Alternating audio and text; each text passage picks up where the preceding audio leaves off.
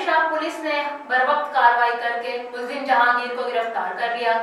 लाश को पोस्टमार्टम के लिए अस्पताल मुंतकिल कर दिया गया। मज़ीद तफसीलात जानते हैं ब्यूरो चीफ पाकपतन रजा अब्बास जैदी से।